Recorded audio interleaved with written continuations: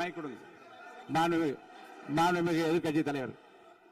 பேரவைத் தலைவர், நீங்க உட்காருங்க. நேற்று நான் பேசும்போது சில அமைச்சர்கள் குறுக்கிட்டு பேசினாங்க, அதற்கு நீங்க அனுமதி கொடுத்தீங்க. அது மாதிரி இன்னைக்கு முதலமைச்சர் பேசும்போது சில வார்த்தைகள், தவறான வார்த்தைகள் பேசுறாரு. அவர் பார்ட்டி ஃபண்ட் அப்படின்னு சொல்லியிருக்கிறாரு. அவர் அமைச்சர் அந்த பார்ட்டி ஃபண்ட் எந்த பார்ட்டின்னு கூட சொல்ல தைரியம் இருந்தால் சொல்லுங்க, நாங்க அதெல்லாம் ஃபேஸ் பண்ண தயாரா இருக்கோம். எதையும் ஆதாரத்தோடு எதையும் பேசுங்க. நீங்க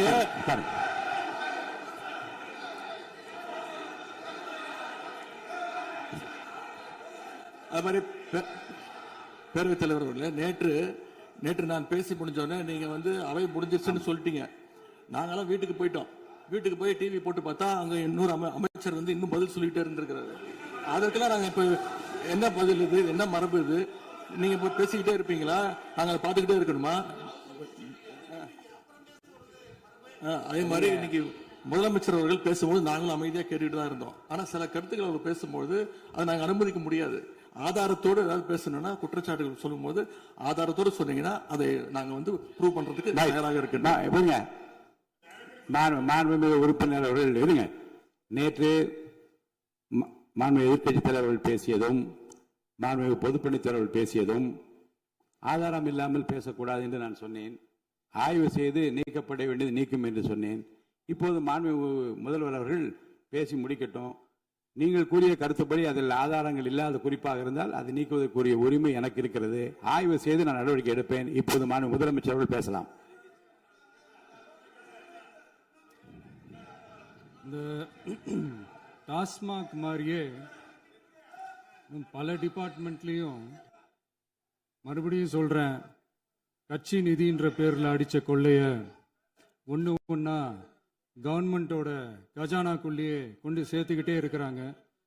இப்பவும் சொல்றேன், மக்கள் பணத்துல இருந்து ஒரு பைசா கூட தொடமாட்டோம், தொடவும் விடமாட்டோம், தொட்டா விடமாட்டோம். இதுக்கு முன்னாடி தொட்டவங்களையும் விடமாட்டோம்.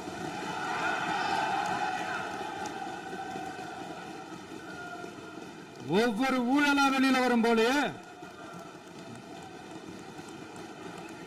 ஒவ்வொரு வேஷமா கலைஞ்சிரும் போலே,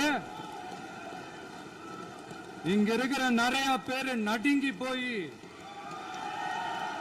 இதுல நம்ம மேல அவதூறு வேற. இப்ப புதுசா ஒரு வெப்பன் ஒண்ணு கொண்டு வந்திருக்காங்க. அது என்ன தெரியுமா? அவங்க தயவால தான் நம்ம ஆட்சி நடக்குதான். மக்கள் தயவால இந்த ஆட்சி நடந்துகிட்டு இருக்கு. மனசாட்சி உள்ள சக்திகளோட ஆதரவால இந்த ஆட்சி நடந்துகிட்டு இருக்கு. நாங்க தான் அனுப்பி வச்சோம் அப்படின்றாங்களே. அனுப்பி வச்சவங்களுக்கு மினிஸ்ட்ரியில இடம் கொடுத்தா ஏன் கதறீங்க? ஏன் இவ்வளவு கோவம்? ஏன் இவ்வளவு கதறல்ஸ்? இதுல இன்னொரு முக்கியமான விஷயம், மார்க்சிஸ்ட் கம்யூனிஸ்ட் கட்சி நமக்கு ஆதரவு கொடுத்தது சுயேட்சையா எடுத்த முடிவுன்னு சொல்றாங்க. அதே மாதிரி இந்திய கம்யூனிஸ்ட் கட்சி நமக்கு ஆதரவு கொடுத்தது சுயேட்சையா எடுத்த முடிவுன்னு சொல்றாங்க. இதுல எங்க இருந்து நாங்க தான் அனுப்பி வச்சோம்னா புரியலையே. மக்களுக்கு நல்லா புரியும், எல்லாத்தையும் தெளிவா பார்த்துக்கிட்டு இருக்கிறாங்க.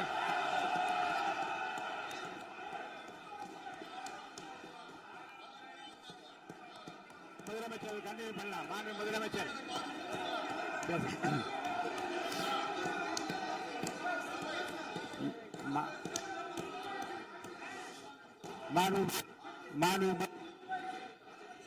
முதலமைச்சர் கண்டினியூ பண்ணலாம். நீங்க கண்டினியூ பண்ணலாம்.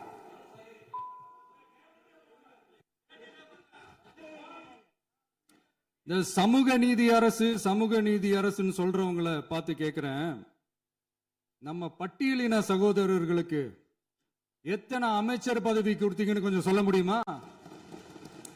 ஆனா நம்மளுடைய அரசுல 8 அமைச்சர் பதவிகள் யாருக்கு? நம்ம பட்டியலின சகோதரர்களுக்கு. எல்லாம் நம்ம அண்ணன், நம்ம தம்பி, நம்ம தங்கச்சிங்க. அண்ணல் அம்பேத்கர் அவர்களுடைய கிட்டத்தட்ட 100 ஆண்டு கால கனவு இப்ப நிறைவேறி இருக்கு. நான் ஏன் கொஞ்சம் சவுண்டா பேசுறேன் அப்படின்னா அவங்களுக்கு கேட்கணுன்றதுக்காக தப்பா எடுத்துக்காது. அதே மாதிரி பெண்களோட பாதுகாவலர் நாங்க தான் அப்படின்னு சொல்லிக்கிறவங்கள கேட்கிறேன், எத்தனை பெண்களுக்கு அமைச்சர் பதவியில இடம் கொடுத்தீங்க கொஞ்சம் சொல்ல முடியுமா? எங்க அரசுல 4 சகோதரிகளுக்கு அமைச்சர் பதவி கொடுத்திருக்கிறோம்.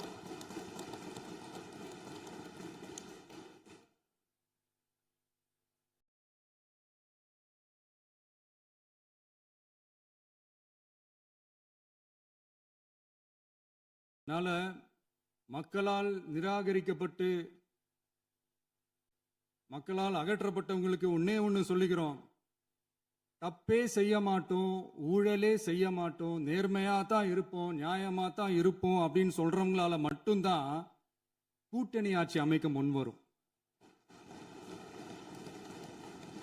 ஆட்சியிலையும் பங்கு, அதிகாரத்திலையும் பங்கு கொடுக்க முன்வரும். ஊழல்லையே ஊறி போனவங்களால இந்த கூட்டணி ஆட்சியோ ஆட்சியிலையும் பங்கோ அதிகாரத்திலையும் பங்கு கொடுக்க முன்வராது. மெஜாரிட்டி இருந்தாலும் தரமாட்டாங்க, மெஜாரிட்டி இல்லைனாலும் தரமாட்டாங்க. கேட்டா ரெடிமேடா ஒரு பதில் ஒண்ணு வச்சிருப்பாங்க, கூட்டணி ஆட்சியை மக்கள் விரும்ப மாட்டாங்கன்னு. அதே மக்கள் தான் இப்ப அவங்கள பார்த்து சிரிக்கிறாங்க. நான் பதவி ஏத்த அன்னைக்கு கொஞ்சம் டைம் அவகாசம் கேட்டேன். எதுக்கு கேட்டேன்? நிதி நிலைமைலாம் கொஞ்சம் மோசமா இருக்குது, அதெல்லாம் கொஞ்சம் சரி செஞ்சுக்கிட்டே படிப்படியா கொஞ்சம் கொஞ்சமா நான் கொடுத்த வாக்குறுதிகள்லாம் செயல்படுத்துவேன், அதுக்காக கொஞ்சம் டைம் அவகாசம் கேட்டேன். நான் ஏதோ வேற எதுக்காகவோ வேற யாருக்காகவோ ஏதோ அவகாசம் கேட்ட மாதிரி. அடுத்து இங்க சபையில இல்லாதவங்களை பத்தி பேச வேண்டாம்னு நினைக்கிறேன்.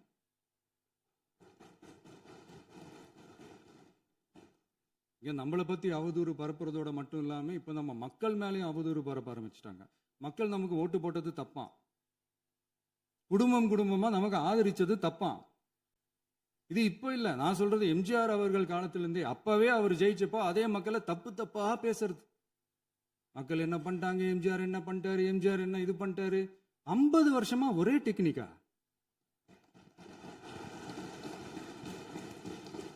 டெக்னாலஜி எல்லாம் மாறி வேற எங்கேயோ போயிட்டு இருக்கு பஸ். இதுல கொஞ்சம் டெக்னிக்காச்சும் கொஞ்சம் மாத்தினா கொஞ்சம் நல்லா இருக்கும்.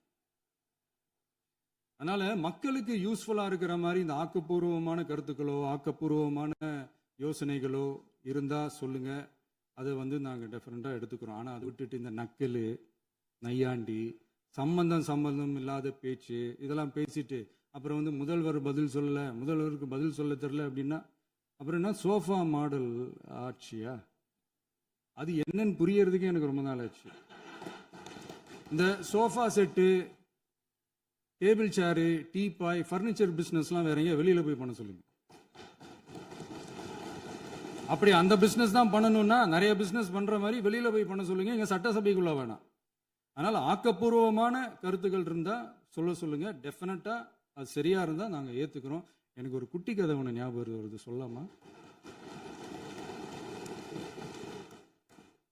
ஒரு ஊர்ல ஒரு பெரியவர் வெயில் ரொம்ப ஜாஸ்தியா இருக்குன்னு சொல்லிட்டு கண்ணுக்கு மேல கை வச்சுக்கிட்டு இப்படி சுத்தி முத்தி தேடிக்கிட்டு இருந்தாராம். அப்ப கூட இருந்த ஒரு சின்ன பையன் என்ன தேடுறீங்க அப்படின்னு கேட்டானா. அதுக்கு அந்த பெரியவர் சொன்னாரா, அது ஒண்ணு இல்ல தம்பி, உங்க அப்பா இங்கதான் இருப்பாருன்னு சொன்னாங்க, அதான் தேடிக்கிட்டு இருக்கேன், எங்க உங்க அப்பாவையா காணோம்?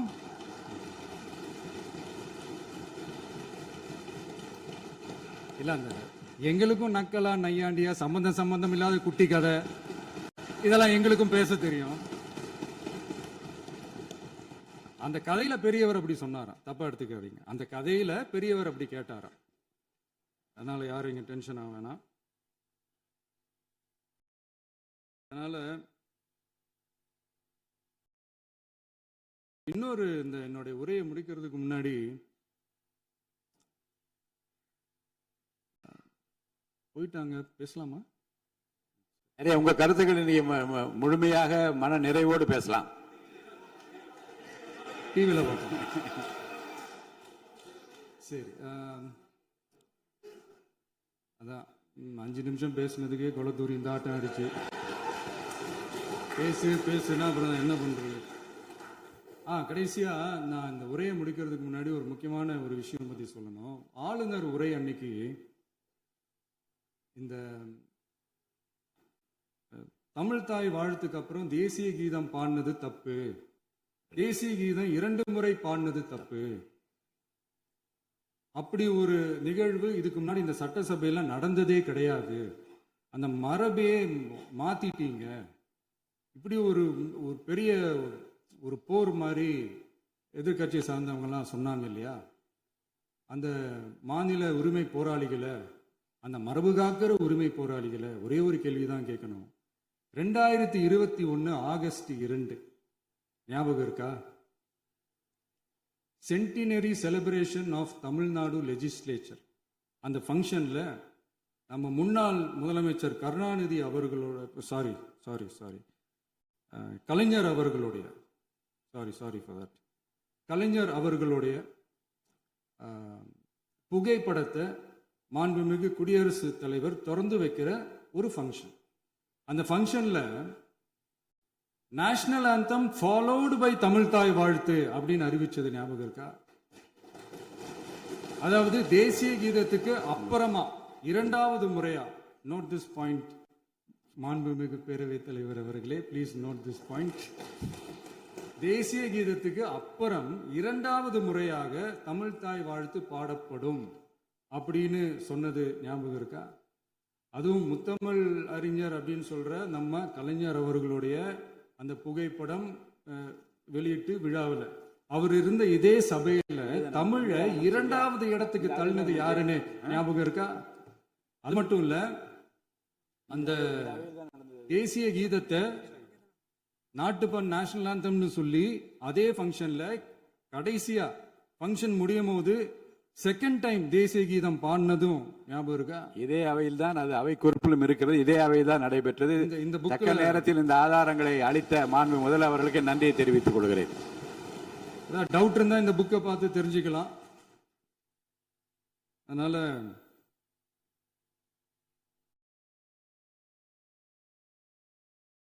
இதெல்லாம் கேட்டா என்ன சொல்லுவாங்கன்னா, அது ஜனாதிபதி கலந்துகிட்ட ஃபங்க்ஷன், அதெல்லாம் அப்படிதான், அதெல்லாம் கண்டுக்க கூடாது அப்படின்னு சொல்லுவாங்க. இதே மாதிரிதான் பேசுறது ஒண்ணு, செய்யறது ஒண்ணு, பேசுறது ஒண்ணு. இதெல்லாம் மக்கள் பார்த்துக்கிட்டு இருக்காங்க. எலெக்ஷனுக்கு முன்னாடி தான் அப்படி செஞ்சுக்கிட்டு இருந்தாங்க. இப்போ எலெக்ஷனுக்கு அப்புறம் அதே தான் செய்யறாங்க. இந்த விஜயையும் சாமானியர்களின் உண்மையான சமூக நீதி அரசையும் அவமானப்படுத்துறதுக்கு தான் அவங்களோட அந்த பொலிட்டிக்கல் சீனியாரிட்டி அது பயன்படுத்துது போல. சரி, செய்யட்டும், நல்லா செய்யட்டும். இப்போ ஆனாலும் நம்மளுடைய மாநில உரிமை, மொழி உரிமை, உத்தமபுத்திரர் போல வேஷம் போடுற எதிர்கட்சிக்கு ஒன்றை மட்டும் ஆணித்தரமாக சொல்றோம். உங்களை மாதிரி தமிழ்னு சொல்லிக்கிட்டு, மொழி, பண்பாடு, கலாச்சாரம்னு சொல்லிக்கிட்டு ரெட்டை வேஷம் போடுறவங்க நாங்க கிடையாது. உலகெங்கும் வாழும் என் தமிழ் சொந்தங்களுக்கு நம்முடைய உத்தரவாதம் தமிழ் தான் எங்க உயிர் நாடி அப்படின்றத மறக்க மாட்டோம். இப்பவும் சொல்றோம், மாநில உரிமையில எப்பவும் உறுதியா இருப்போம். அதே சமயத்துல அரசியல் வேற, ஒன்றிய மாநில அரசுகளுக்கு இடையே இருக்கிற நிர்வாக அணுகுமுறை வேற. இதுல நாங்க ரொம்ப தெளிவா இருக்கிறோம். அதனால எங்களுக்கு பாடம் எடுக்கிறதா நினைச்சுக்கிட்டு உங்க வேஷத்தை நீங்களே கொஞ்சம் கொஞ்சமா கலைச்சிக்கிட்டே வர்றீங்க, மறந்துடாதீங்க. அப்புறம் நேற்று எதிர்கட்சி தலைவர், மாண்புமிகு எதிர்கட்சி தலைவர் பேசும்போது நிறைய பேசினாங்க. அதுல ஒண்ணு மட்டும், அரசு சொல்றதா நினைச்சுக்கிட்டு நம்மளை இன்டைரக்டா ஈவில் அப்படின்ற அந்த வார்த்தையை யூஸ் பண்ணாங்க. எனக்கு ஒண்ணுதான் சொல்லணும்னு தோணுது. ஈவில்ஸ்னு டெவில்ஸ் பேசக்கூடாது.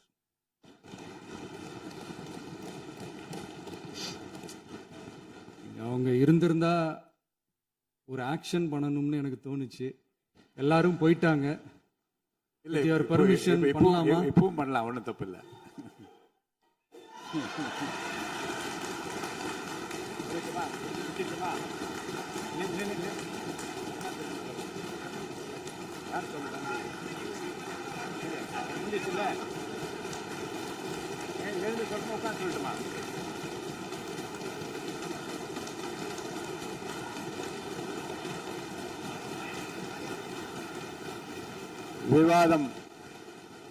விவாதம் முடிவுற்றது. மாண்புமிகு உறுப்பினர்கள் முன்மொழிந்த திருத்தங்கள் வலியுறுத்தப்படுகின்றனவா என்று அறிய விரும்புகிறேன்.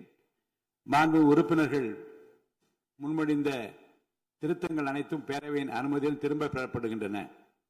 2026 ஆண்டு ஜூன் திங்கள் 18ஆம் நாளன்று சட்டமன்ற பேரவைக்கு மாண்புமிகு ஆளுநர் அவர்கள் ஓந்தளித்த பெருரைக்கு தமிழ்நாடு சட்டமன்ற பேரவை உறுப்பினர்கள் பெரிதும் நன்றி உடையவர்களாவர் என்று மாண்புமிகு பேரவை துணைத் தலைவர் திரு மு ரவிசங்கர் அவர்களால் 19/6/2026 நாளன்று முன்மொழியப்பெற்ற தீர்மானம் பேரவையின் முடிவுக்கு விடப்படுகிறது. ஏற்போர் ஆம் என்க, மறுப்போர் இல்லை என்க. ஏற்போரே அதிகம் என்று கருதுகிறேன்.